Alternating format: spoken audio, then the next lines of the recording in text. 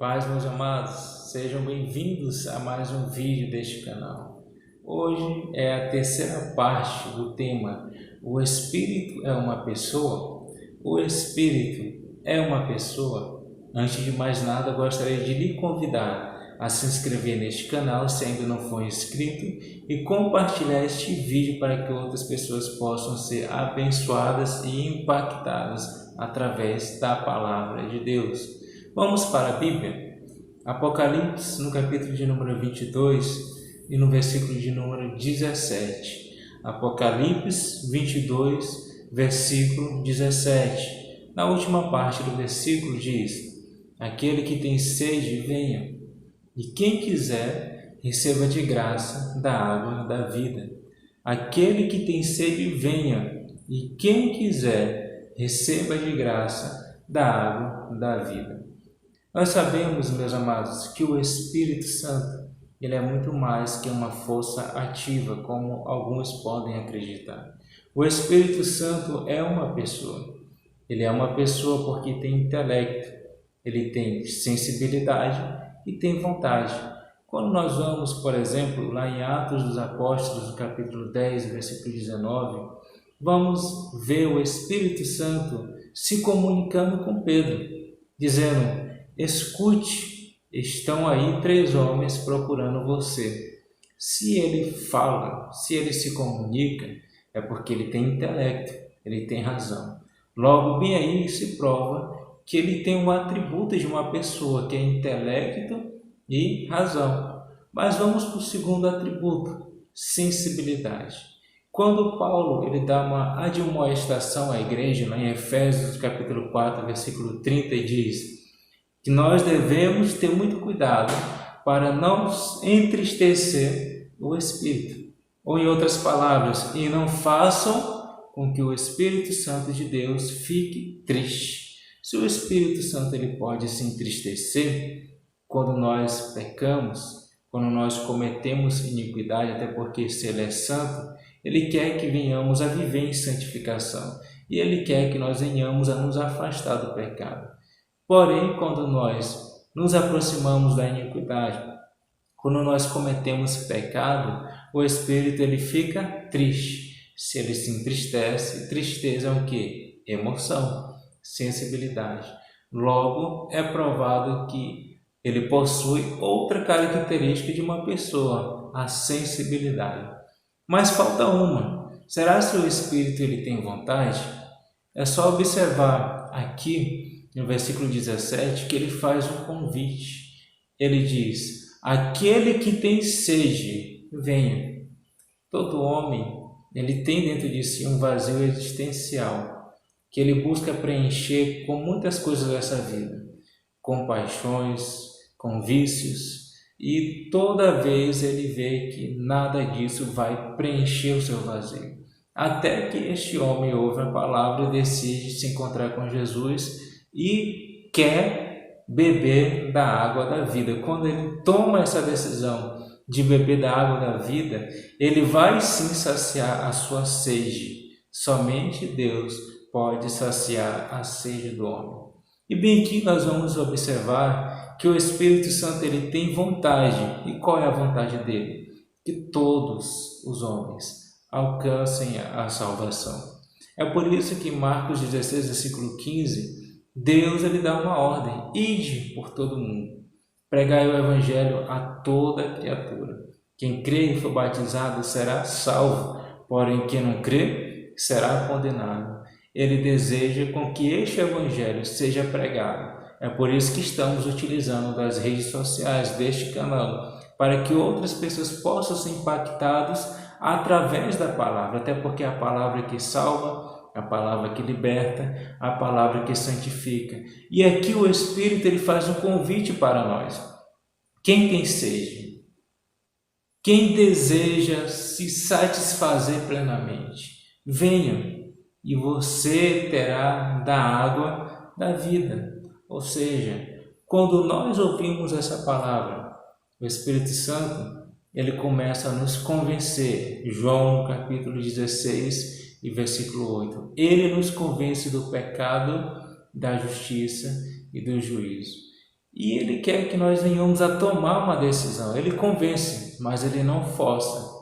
O homem ele tem livre-arbítrio. Porém, se o homem escolher tomar da água da vida, ele não vai ter mais sede. Ele vai ser preenchido, porque somente Jesus tem a paz. Somente Jesus tem a alegria que o homem precisa para viver nessa terra. Então, provamos bem aqui que Ele tem vontade.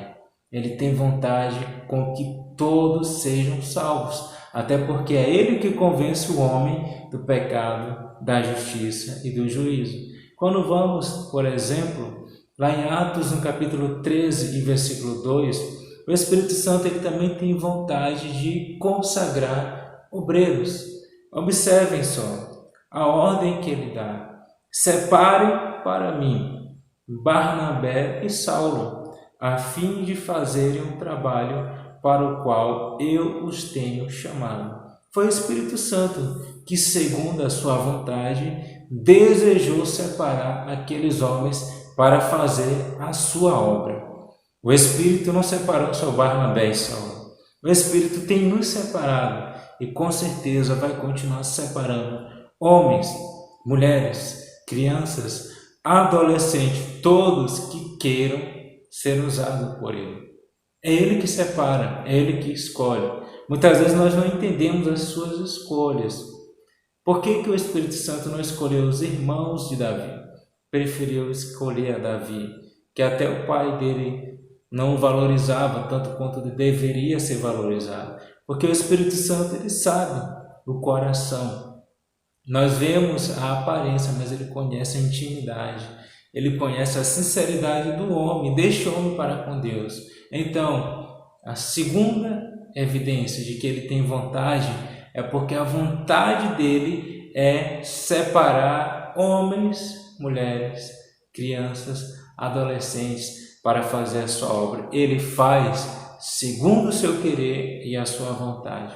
No terceiro ponto, ou na terceira evidência de que o Espírito Santo também tem vontade, é que em Atos, no capítulo de número 16, versículos 6 e 7, o Espírito Santo ele vai fazer um impedimento.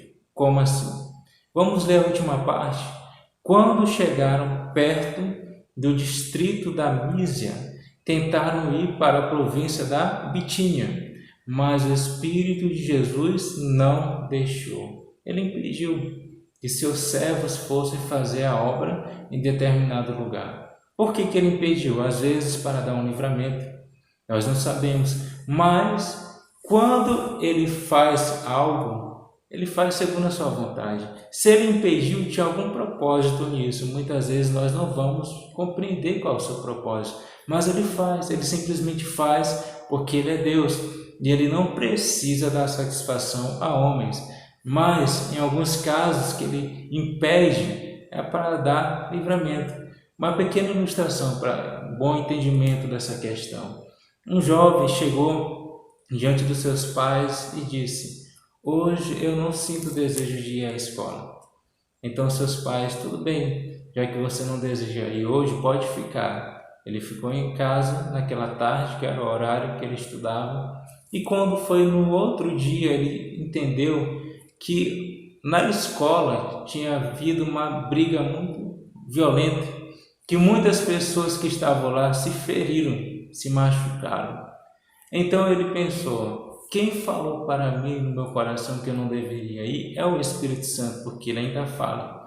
E ele me impediu de ir à escola porque a vontade dele era de me dar um livramento, e talvez um livramento de morte ou de algo parecido. Ele poderia se machucar gravemente, por exemplo.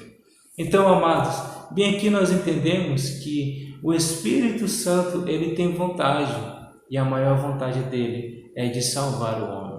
Por isso, se você tem andado distante dos caminhos do Senhor, a vontade de Deus não é com que você esteja longe, mas com que você esteja perto. Volte hoje. Se você um dia andou e se afastou, não perca a oportunidade que o Espírito Santo está te dando agora de voltar nesse instante aos caminhos do Senhor. E se você tem se santificado, tem se esforçado para estar diante de Deus, a vontade do Espírito é que você permaneça assim, porque em breve Ele te levará para uma eternidade ao lado de Deus e para sempre nós adoraremos ao Senhor.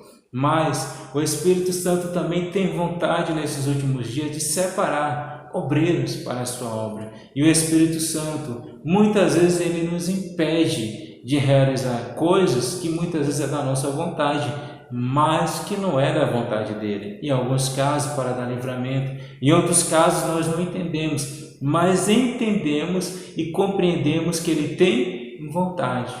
Então, o Espírito Santo é uma pessoa. Ele tem razão, intelecto, ele tem sensibilidade, emoção e ele tem vontade própria. Ele faz segundo o seu querer e a sua vontade. E ele não está de forma corpórea, nós não podemos vê-lo, mas ele é uma pessoa que quer se relacionar comigo e contigo. Que ele continue se revelando para nós e que a sua bênção, a sua presença e a sua graça esteja sempre nas nossas vidas. Fique com essa palavra e que o Senhor Jesus, que o Espírito Santo continue nos ajudando e nos abençoando.